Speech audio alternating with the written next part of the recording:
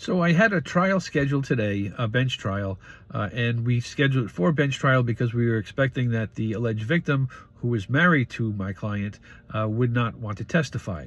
So this brings up the issue of privilege. And privilege in the law is somebody cannot be forced to testify if they have a privilege and want to invoke that privilege.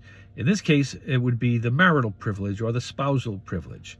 What that says, it's a rule of evidence that says that the Commonwealth cannot force a spouse to testify against their spouse if they choose not to do so.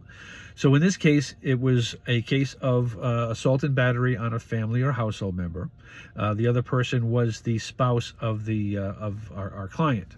That person did not want to testify, did not want to go forward, did not want our client to go to jail or to get into any further trouble. So they have the ability to exercise their marital or spousal privilege and simply say, I don't want to testify. The process is that the person has to go before the judge. They get sworn in to take testimony, so the clerk puts them under oath, and the judge asks them a few questions. Basically, their name, what is their relationship to the defendant, are they legally married to the defendant, when were you married, perhaps sometime, how long have you been married. Some courts require that a marriage certificate be provided to prove the marriage, but in any case, the spouse proves that they are the spouse of the defendant and that they do not want to testify.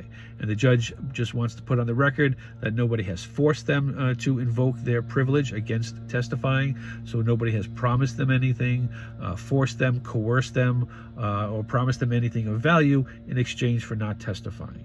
And that they understand that without their testimony, the Commonwealth may well have to dismiss the case against the defendant, and that case may not perhaps be brought forward again if that person changes their mind down the road. So essentially that's what happened today. The client's happy, the alleged victim, who is the spouse, is happy, and we did not have a trial. Case is dismissed, and happy Thanksgiving to all.